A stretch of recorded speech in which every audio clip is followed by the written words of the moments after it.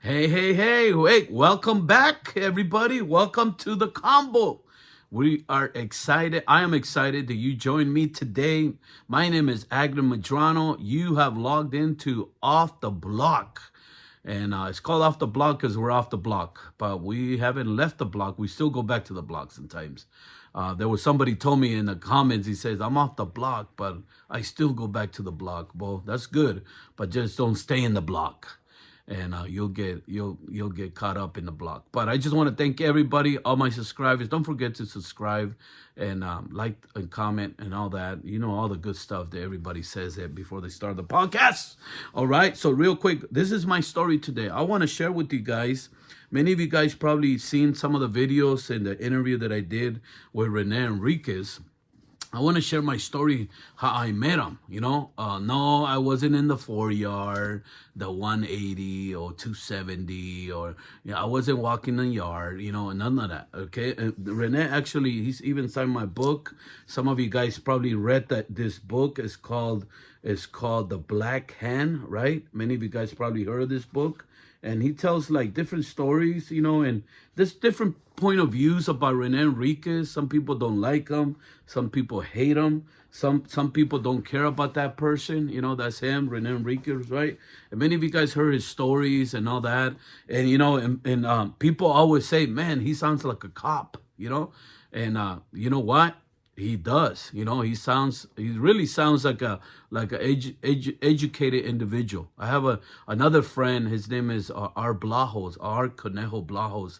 And when you talk to him, he sounds very sophisticated also, and you think about it, people like them, or people that done a lot of time, even when they talk, they really take their time talking, and they watch what they're saying, but not just that, also they have spent a lot of time reading, educating themselves, not just to because they want to be somebody, is because they want to be a better version of themselves, so we can learn some things. But I remember when I met Rene Enriquez, boxer, from Artesia, right? I remember going to this big conference that we had in Santa Ana, or somewhere there in Anaheim.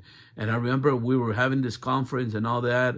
And one day we went into the conference room, and the individual came and he says, okay, all of you, they're not, that you don't have a certain badge or certain your badge had to have a green or blue, different. If you're from the community, they say go all the way to the back. Whoever has a red tag or whatever, go to the front. I'm like, what's going on today? And then once they did that, then I seen all the sheriff came to the front of the stage, and they were standing there. I was like, what's going on? And all of a sudden, out of the side, you see this man, Mexican short man, about 5'5", something like that, about 100 and maybe 70 pounds, came in with a suit, black suit, white t-shirt, white shirt. I mean, he looked like a professor. And I was like, wow, that's a high-powered professor, you know what I'm saying? You know what I'm saying? And he came, and I remember he just stood behind the podium, and he began to share the history of the Mexican mafia. And he was sharing all the history, going back to the birth of the Emmett, where it came out, and all that. You know what I'm saying? What year? He knew every date. He knew all the homies' names, nicknames, neighborhood. He knew their brothers, their mama, everything. And he began to speak. And I remember listening to this guy. I was like, wow. He sounded not like a very educated professor mixed with the pastor, mixed with the motivational speaker, all that. And there he was. And then Rene Enriquez began to share history. And then he began to share about how they wrote this book, The Black Hand. I didn't even know nothing about The Black Hand, the book, And then later on, I was able to get it, and they signed it and stuff.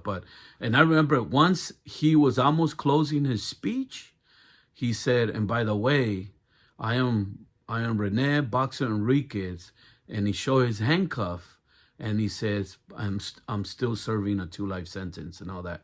That was maybe 10 years ago, or maybe somewhere around there. 12 years ago maybe, and that's how I met him. And I remember they got him and they took him in the helicopter, and they took him back wherever he was at. That's how I met him the first time. And then the second time, years later, there was something happening in our county that they brought him in, and somebody say, I heard that Enriquez is gonna be here or whatever. And then so somebody that I knew went over there, and he did an interview with him for our boys, and he asked him all those questions. And you see some of the clips that I have put before; those are real clips. Those are real. And that's how I met Rene Enriquez. What was my point of view of when I seen him? I was like, wow. At first, I was impressed with the way he carried himself, but then I found out who he was. And and you have mixed emotions. Even though I'm a pastor, and I worked in the community and everything, but I still have mixed emotions, because I do I consider myself like throughout the years working with gangs. Sometimes like I feel like even our Blahos is a good friend of mine, and I talked to him. He's like, I don't know about all that, because he buries a lot of people, right? And different people had different point of views about Rene Enriquez. At the end of the day, he's a man. He did what he did. He made those decisions in his life to do whatever he did. And today, he's doing whatever he's doing. I don't know what he's up to now, but Rene Enriquez made an impact, and still making an impact, I think, in the communities. Some people think it's the wrong way, which is, everybody has different point of views. Whatever your point of view is, hey, leave a comment.